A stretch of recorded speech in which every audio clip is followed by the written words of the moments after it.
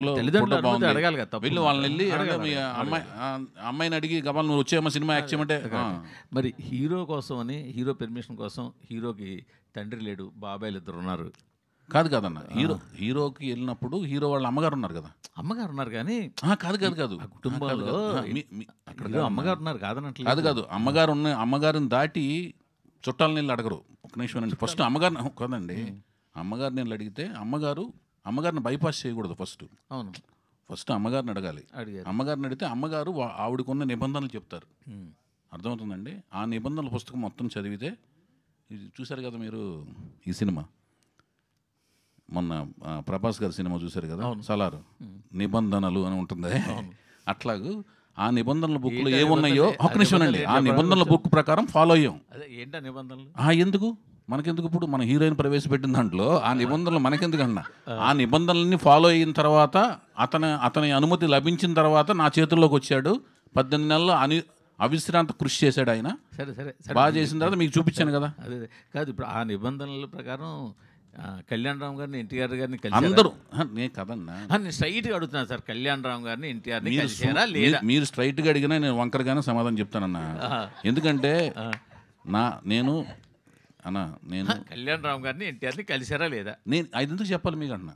అదేంటది? నేను కాదండి, నేను అందరి అనుమతి తీసుకునే సినిమా చేశానండి.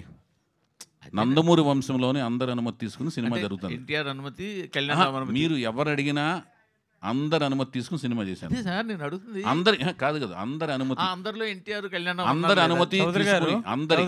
ఒక నిమిషం అండి, సురేష్ అన్న ఆగండి అన్న, మీకు అందరి అనుమతి తీసుకున్నా అని చెప్పిన తర్వాత అందరిలో ఎవరున్నారో మీరు లిస్ట్ రాసుకొస్తే నేను సంతకం పెడతా. మీరు అందరిలో ఎవరున్నారో మీరు లిస్టు రాసు, ఒక్క నిమిషం అన్న, కాదు మీరు లిస్టు రాసుకురండి సార్. లిస్టు కాదు అడుగుతున్నానండి, మీరు ఒక్క నిమిషం ఆగండి, వినండి మాట.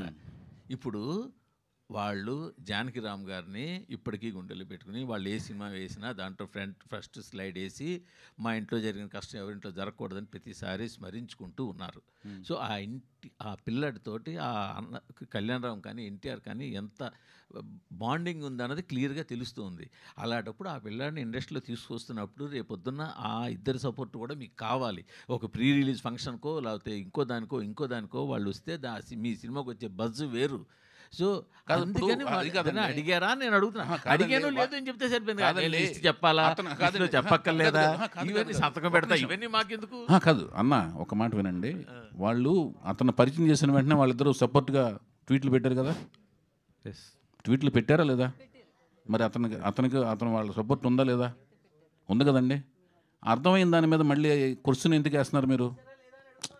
నేను కాదండి, నేను పొద్దున్న లేచిన కాడి నుంచి 1,00,000 పనులు చేస్తాను. అవన్నీ మనకి ఎందుకు అన్నప్పుడు, నా డైరీ మీకు ఎందుకన్నా? మనిద్దరం కలిసి పక్కన గురించి సినిమాలు చూస్తాం.